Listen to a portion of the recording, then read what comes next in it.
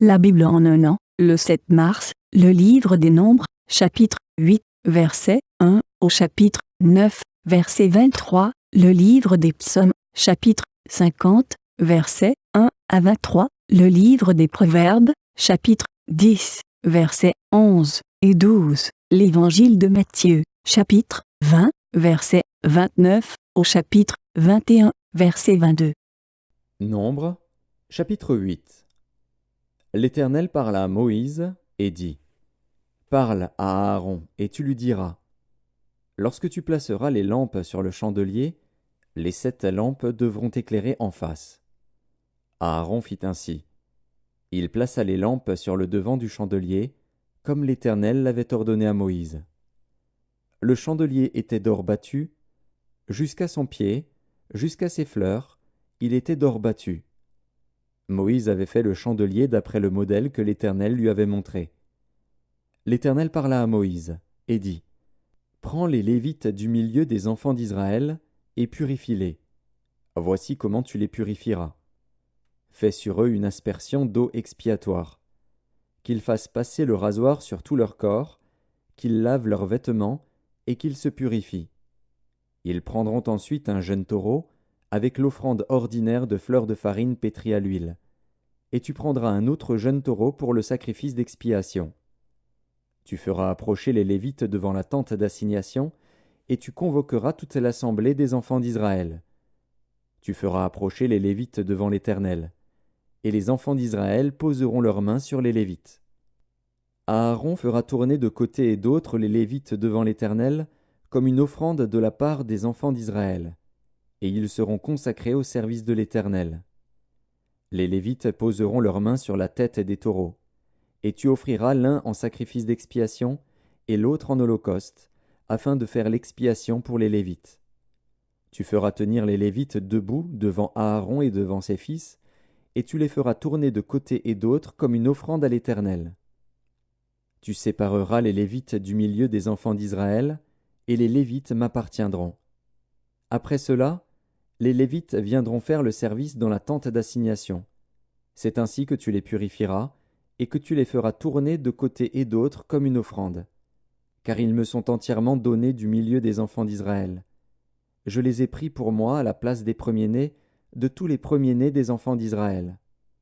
Car tout premier-né des enfants d'Israël m'appartient, tant des hommes que des animaux. Le jour où j'ai frappé tous les premiers-nés dans le pays d'Égypte, je me les suis consacrés. Et j'ai pris les Lévites à la place de tous les premiers-nés des enfants d'Israël. J'ai donné les Lévites entièrement à Aaron et à ses fils, du milieu des enfants d'Israël, pour qu'ils fassent le service des enfants d'Israël dans la tente d'assignation, pour qu'ils fassent l'expiation pour les enfants d'Israël, et pour que les enfants d'Israël ne soient frappés d'aucune plaie en s'approchant du sanctuaire. Moïse, Aaron et toute l'assemblée des enfants d'Israël firent à l'égard des Lévites tout ce que l'Éternel avait ordonné à Moïse touchant les Lévites. Ainsi firent à leur égard les enfants d'Israël. Les Lévites se purifièrent et lavèrent leurs vêtements. Aaron les fit tourner de côté et d'autre comme une offrande devant l'Éternel, et il fit l'expiation pour eux, afin de les purifier. Après cela, les Lévites vinrent faire leur service dans la tente d'assignation, en présence d'Aaron et de ses fils, selon ce que l'Éternel avait ordonné à Moïse touchant les Lévites. Ainsi fut-il fait à leur égard. L'Éternel parla à Moïse et dit : Voici ce qui concerne les Lévites. Depuis l'âge de 25 ans et au-dessus, tout Lévite entrera au service de la tente d'assignation pour y exercer une fonction. Depuis l'âge de 50 ans, il sortira de fonction et ne servira plus. Il aidera ses frères dans la tente d'assignation pour garder ce qui est remis à leurs soins. Mais il ne fera plus de service. Tu agiras ainsi à l'égard des Lévites pour ce qui concerne leurs fonctions. Nombres, chapitre 9. L'Éternel parla à Moïse, dans le désert de Sinaï, le premier mois de la seconde année après leur sortie du pays d'Égypte. Il dit : Que les enfants d'Israël célèbrent la Pâque au temps fixé. Vous la célébrerez au temps fixé, le 14e jour de ce mois, entre les 2 soirs. Vous la célébrerez selon toutes les lois et toutes les ordonnances qui s'y rapportent. Moïse parla aux enfants d'Israël, afin qu'ils célébrassent la Pâque. Et ils célébrèrent la Pâque le 14e jour du premier mois, entre les deux soirs, dans le désert de Sinaï. Les enfants d'Israël se conformèrent à tous les ordres que l'Éternel avait donnés à Moïse. Il y eut des hommes qui, se trouvant impurs à cause d'un mort, ne pouvaient pas célébrer la Pâque ce jour-là. Ils se présentèrent le même jour devant Moïse et Aaron. Et ces hommes dirent à Moïse, « Nous sommes impurs à cause d'un mort.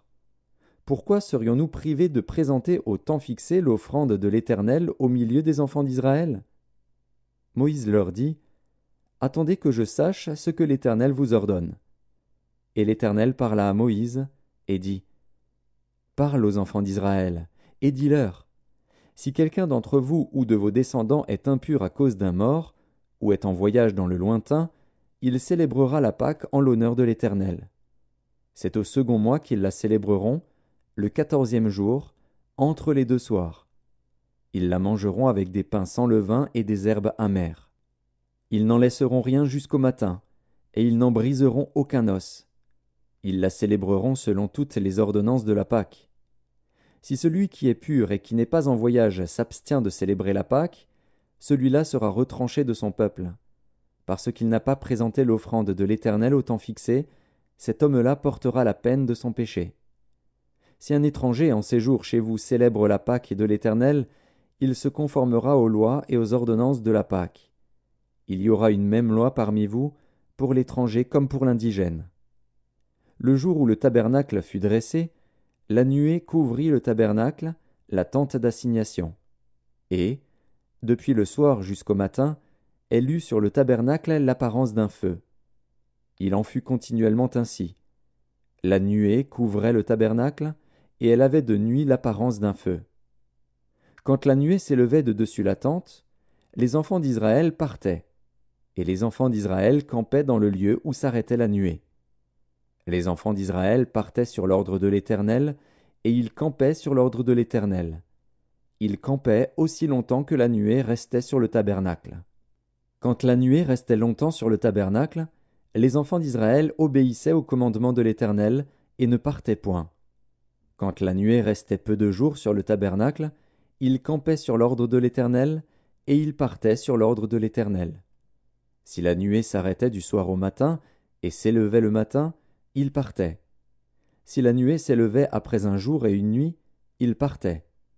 Si la nuée s'arrêtait sur le tabernacle 2 jours, ou 1 mois, ou 1 année, les enfants d'Israël restaient campés et ne partaient point. Et quand elle s'élevait, ils partaient. Ils campaient sur l'ordre de l'Éternel, et ils partaient sur l'ordre de l'Éternel. Ils obéissaient au commandement de l'Éternel, sur l'ordre de l'Éternel par Moïse. Psaume 50, psaume d'Asaph. Dieu, Dieu, l'Éternel parle et convoque la terre depuis le soleil levant jusqu'au soleil couchant. De Sion, beauté parfaite, Dieu resplendit. Il vient, notre Dieu, il ne reste pas en silence. Devant lui est un feu dévorant, autour de lui une violente tempête. Il crie vers les cieux en haut et vers la terre pour juger son peuple. Rassemblez-moi mes fidèles qui ont fait alliance avec moi par le sacrifice. Et les cieux publieront sa justice, car c'est Dieu qui est juge.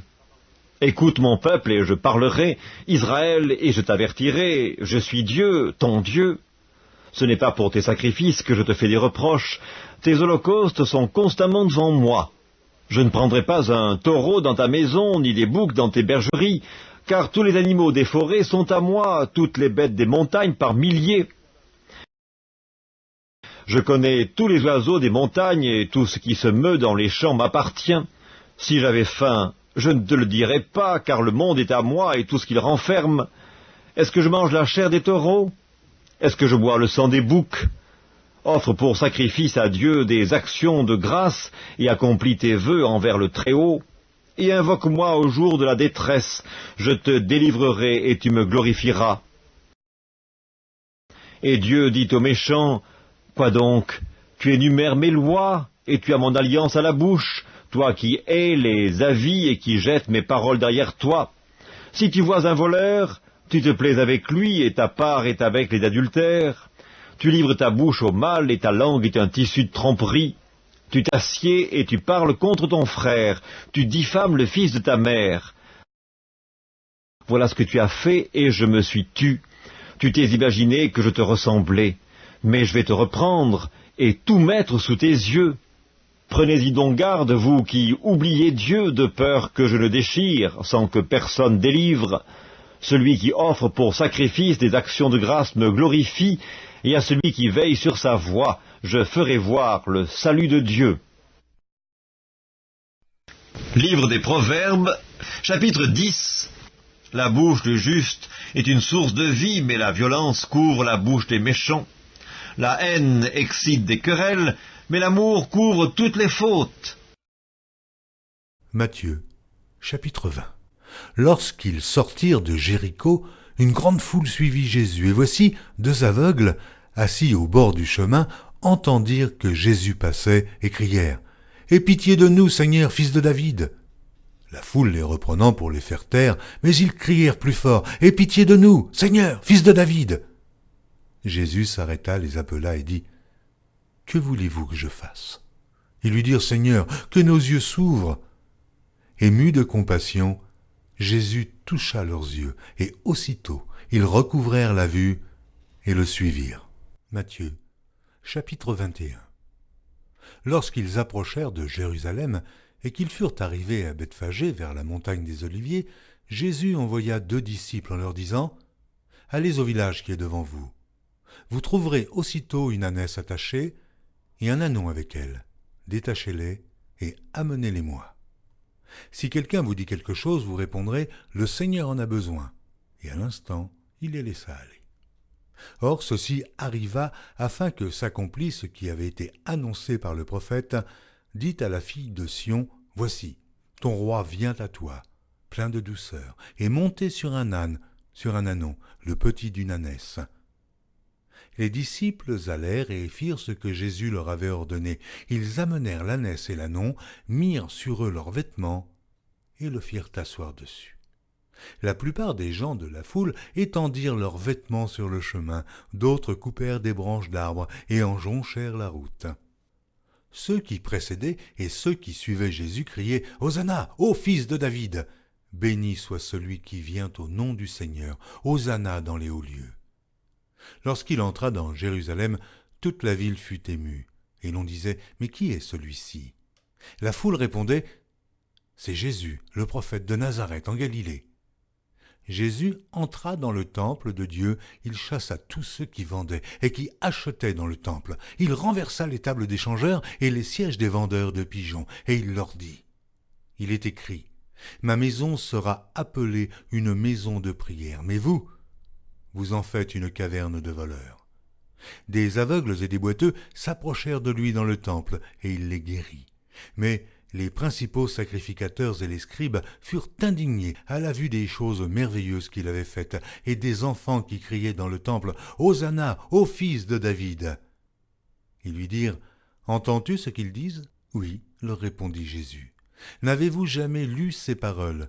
Tu as tiré des louanges de la bouche des enfants et de ceux qui sont à la mamelle. » Et, les ayant laissés, il sortit de la ville pour aller à Béthanie, où il passa la nuit. Le matin, en retournant à la ville, il eut faim. Voyant un figuier sur le chemin, il s'en approcha, mais il n'y trouva que des feuilles, et il lui dit « Que jamais fruit ne naisse de toi. » Et à l'instant, le figuier sécha. Les disciples qui virent cela furent étonnés et dirent « Comment ce figuier est-il devenu sec en un instant ?» Jésus leur répondit « Je vous le dis en vérité. Si vous aviez de la foi et que vous ne doutiez point, non seulement vous feriez ce qui a été fait à ce figuier, mais quand vous diriez à cette montagne « ôte-toi de là et jette-toi dans la mer », cela se ferait. Tout ce que vous demanderez avec foi par la prière, vous le recevrez.